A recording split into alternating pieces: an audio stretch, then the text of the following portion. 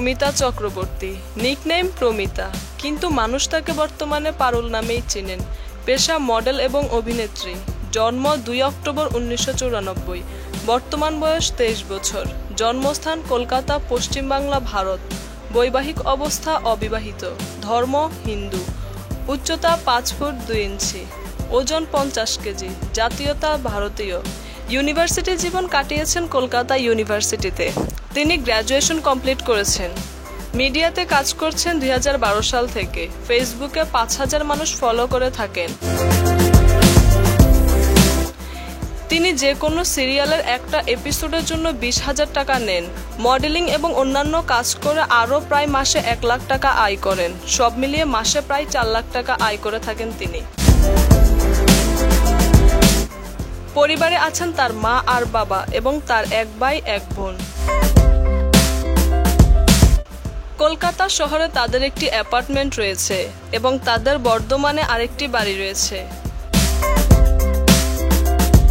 নিজের একটি গাড়ি রয়েছে তার, দাম 20 লাখ প্রায়, এবং তার পরিবারেরও একটি গাড়ি রয়েছে, দাম 22 লাখ প্রায়। বাবা মা ও বন্ধুদের সাথে ঘুরে বেড়াতে পছন্দ করেন। প্রিয় খাবার মালাই কোপ্তা ও রসমালাই। প্রিয় অভিনেতা বলিউডে সালমান খান। প্রিয় অভিনেত্রী কাজল আগরওয়াল। প্রিয় শিল্পী অরিজিৎ সিং। প্রিয় টিভি শো কমেডি সার্কাস। প্রিয় খেলোয়াড় ক্রিকেটার বিরাট কোহলি। দূর দূরান্তে ঘুরে বেড়াতে পছন্দ করেন। প্রিয় রং হলুদ এবং লাল কালার ও তিনি শাড়ি পরতে পছন্দ করেন।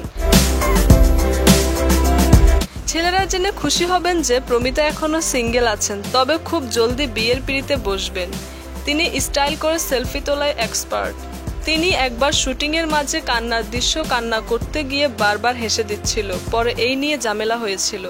তিনি 9ম শ্রেণীতে পড়াকালীন একবার ইংরেজি বিষয়ে ফেল করেন। তিনি ছোটবেলা থেকে অভিনয় খুব পছন্দ করতেন এবং তিনি ডান্স করতেন। তার অভিনীত কিছু সিরিয়ালের নাম রাশি, বধূবরণ, 7 ভাই চম্পা। মিডিয়াতে তার প্রথম কাজ রাশি সিরিয়ালের মাধ্যমে। বধূবরণ নাটকের মাধ্যমে তিনি খুব বেশি পরিচিতি লাভ করেন। বর্তমানে 7 ভাই চম্পা সিরিয়ালের অভিনয় করছেন নায়িকার ভূমিকায়। তিনি দিদি নাম্বার 1-এ কাজ করেছেন। তিনি অর্জন করেছেন স্টার জলসা পরিবার অ্যাওয়ার্ড।